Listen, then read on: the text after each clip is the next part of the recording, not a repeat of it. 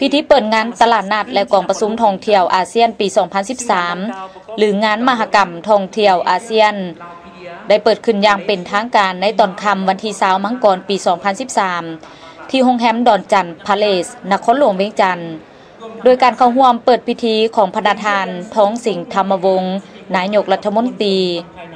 มีท่านศาสตราจารย์ดร.บอแสงคำวงศ์ดารารัฐมนตรีว่าการกระทรวงแถลงข่าววัฒนธรรมและท่องเที่ยว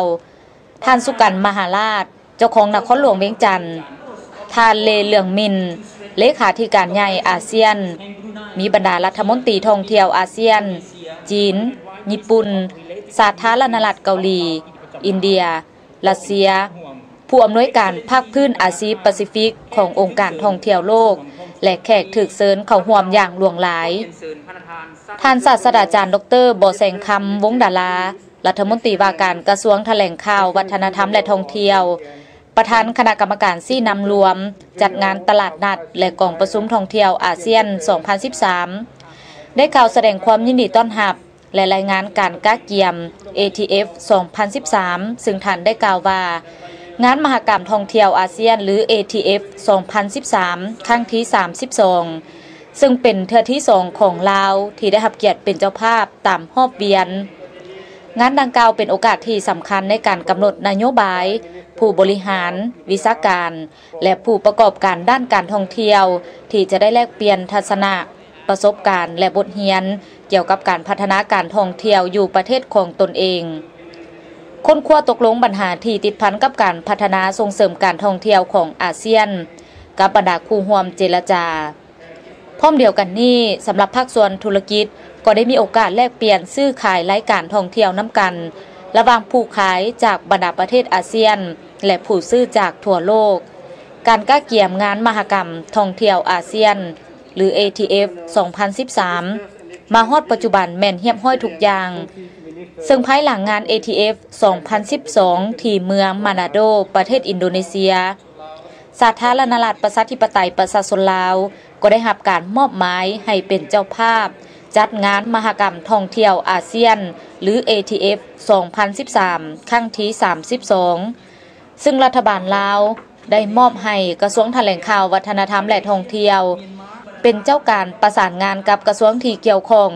เพื่อก้าเกี่ยมกองประชุมและงานวางแสดงได้ตามกำหนดเวลาจากนั้นทานสู้จริง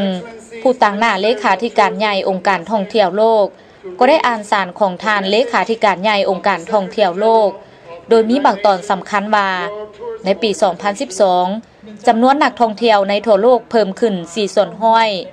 ในนี่คงเขตอาซีแปซิฟิกเพิ่มขึ้น 7 ส่วนห้อยตัวเลขดังกล่าวได้แสดงให้เห็นว่าถึงแม้ว่าหลายปีที่ผ่านมาโลกจะประสบกับวิกฤตการณ์หลายอย่าง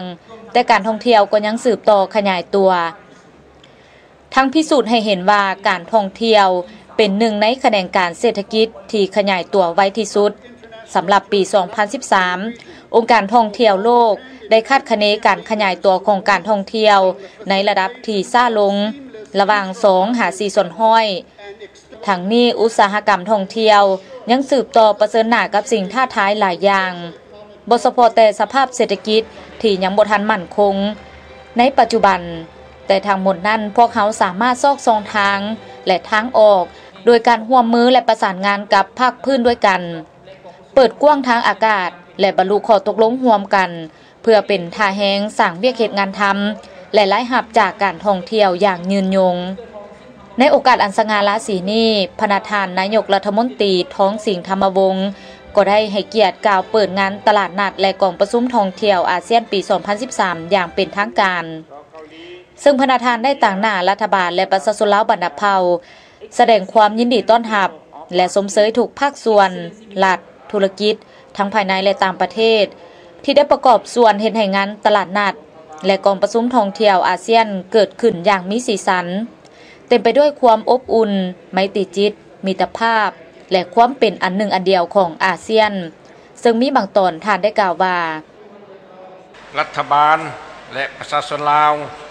โดยเฉพาะแม่นชาวนครหลวงเวียงจันทร์มีความปิติยินดีเป็นอย่างยิ่งที่ได้รับเกียรติเป็นเจ้าภาพ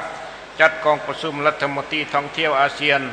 กองประชุมรัฐมนตรีท่องเที่ยวอาเซียนบวกสาธารณรัฐประชาชนจีนญี่ปุ่นและสาธารณรัฐเกาหลีอาเซียนอินเดียอาเซียนรัสเซียทั้งเป็นเจ้าภาพจัดงานวางแสดงท่องเที่ยวอาเซียนภายใต้คำขวัญอาเซียนจับมือกันสร้างสรรค์อนาคตซึ่งมีความหมายสำคัญสำหรับอาเซียนก็คือสปป.ลาวเพื่อเตรียมพร้อมสร้างประชาคมอาเซียนในปี 2015 ย้อนท่าแห่งเงื่อนไขและที่ตั้งกลุ่มศาสตร์ดังกล่าวรัฐบาลจึงมีนโยบายส่งเสริมการท่องเที่ยวธรรมชาติประวัติศาสตร์และวัฒนธรรมแนวใช้พัฒนาประเทศชาติให้กลายเป็นทางผ่านสำหรับการท่องเที่ยวเยี่ยมยามให้นับมือนับหลายขึ้นรัฐบาล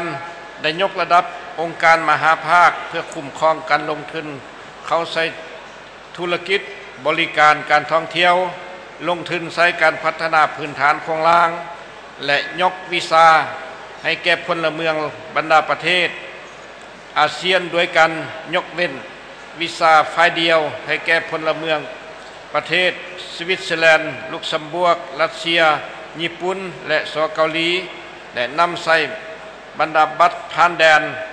สามารถเดินทางไปท่องเที่ยวได้หลายแขวงในประเทศ